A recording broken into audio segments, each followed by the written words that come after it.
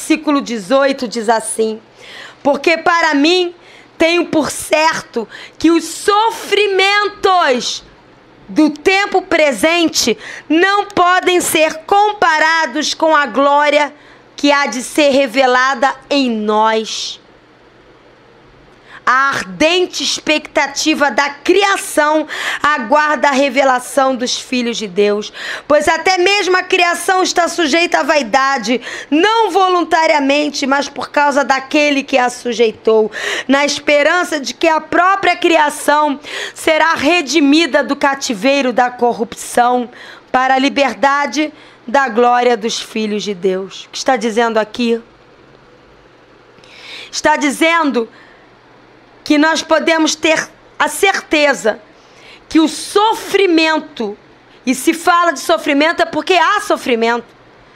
Eu queria perguntar para esses equivocados cristãos ou religiosos da teoria do triunfalismo que fala que crente que é crente não sofre, crente que é crente não chora, crente que é crente não fica doente, crente que é crente é só vitória. E o que aqui fala aqui?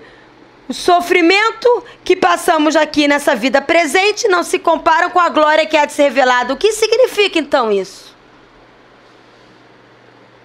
Cristão sofre, cristão chora, cristão fica doente, cristão muitas vezes se sente sozinho na alma. São os sofrimentos desta vida presente, mas não se compara quando Jesus voltar, e Ele está voltando, da glória que há de ser revelada até a criação. E quando fala de criação, está falando dos animais, da natureza. Ela está gemendo neste momento. A criação está gemendo por causa que o mundo jaz no maligno, por causa da soberba desse sistema maligno, por causa da maldade desse sistema maligno. A criação está gemendo. E a própria criação está numa ardente expectativa da volta de Jesus, onde a igreja vai reinar juntamente com Jesus nos novos céus e na nova terra que fala lá em Apocalipse. Porque essa terra e esses céus serão destruídos. Haverá novos céus e nova terra.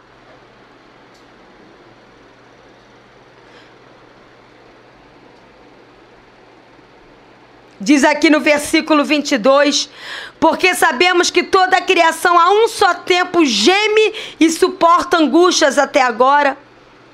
Sabe qual é o gemido? Desmatamento. Cada flor que é pisada propositalmente. Matança de animais por matar. Não é para se alimentar não, simplesmente por matar. Botar fogo em gato. Eu vi nesses dias na televisão. Não foi na televisão, foi no Face. Eu cheguei a chorar. Mostraram um vídeo que a polícia chegou a tempo de um homem que estava enterrando um cavalo vivo. Maldade. O mundo está cheio da maldade. A criação está sofrendo essa maldade. Porque ela está gemendo, suportando angústia até que Jesus volte.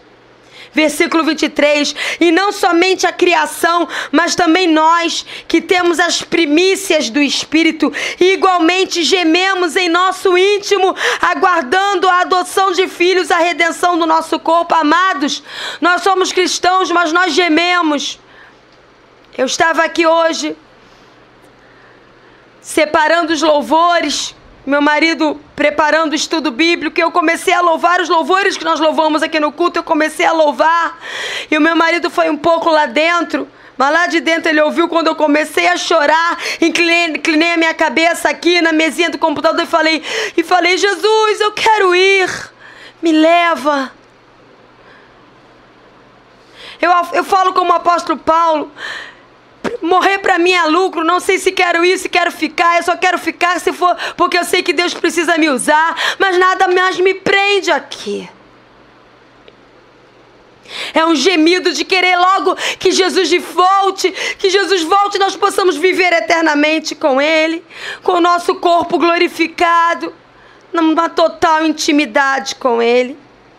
Versículo 24, porque na esperança fomos salvos. Ora, esperança que se vê não é esperança, pois o que alguém vê, como espera?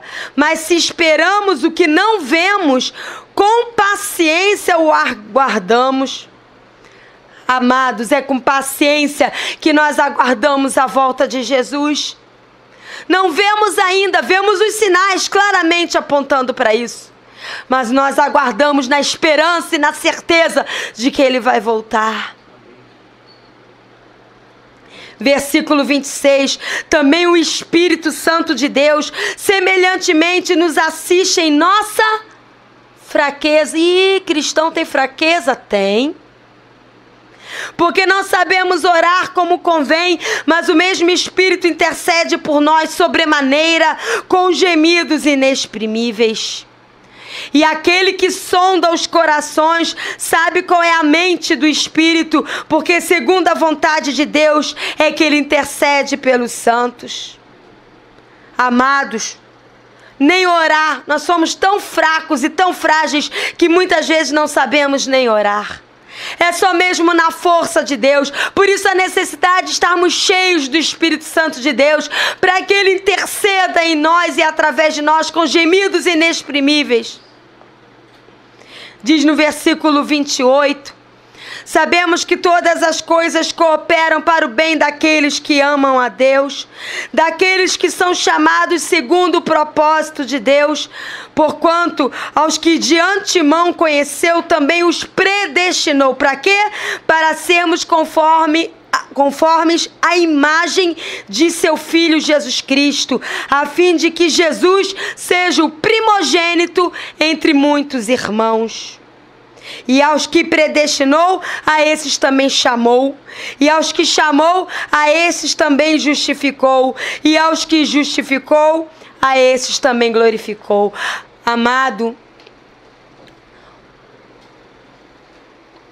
oh amado de Deus, o nosso propósito em Deus é sermos uma família de muitos filhos iguais a Jesus.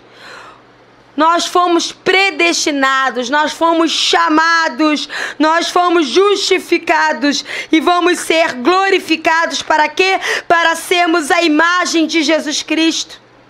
Para expressarmos o caráter de Jesus, o olhar de Jesus, o falar de Jesus. Para terminar, versículo 31.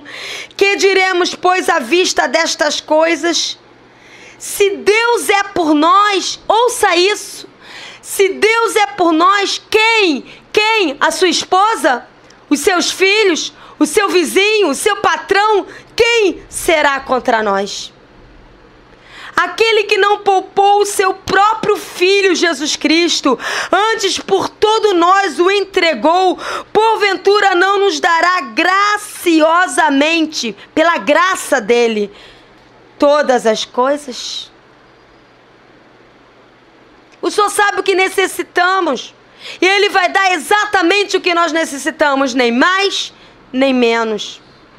Quando diz lá, se tiverdes o que comer e o que vestir, estejais contentes, isso é tanto literal como também simbólico, isto é, estejais contentes porque o Senhor sempre vai suprir aquilo que você precisa para aquele momento de vida, porque Ele está cuidando de nós.